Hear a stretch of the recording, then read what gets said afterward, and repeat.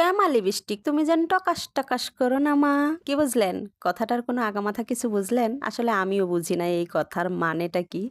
আসলে ছোটবেলায় আমার ছোট আম্মুর সাথে তার বাবার বাড়ি গিয়েছিলাম। ছোট আম্মু বলতে আবার কেউ অন্য মাইন্ডে নিয়েন না। আমি ছোট চাচীদেরকে ছোট আম্মু বলি আর বড় চাচীদেরকে বড় আম্মু বলি ছোটবেলা থেকেই। তো যাই হোক, ছোট আম্মুর সাথে তার বাবার বাড়ি গেছি। তো সেখানে যেয়ে ওখানে নাকি একটা কনসার্ট নাকি যাত্রাপালা যেটাই হোক একটা কোনো অনুষ্ঠান হয়েছিল। আমাকে নিয়ে ওরা সেই অনুষ্ঠানটা দেখতে গেছিল রাত্রেবেলা। তো সকালবেলা উঠে থেকে আমি নাকি ওদেরকে শুধু ওই কনসার্টেই যেখানেই হোক ওই ডায়লগটা বলেছিল, "ক্যামা লিপস্টিক তুমি যেন টকাস টকাস করো না মা।" তো আমি নাকি ওই ডায়লগটা শুধু ওদেরকে সবাইকে বলতাম, "ক্যামা লিপস্টিক তুমি যেন টকাস টকাস করো না মা।"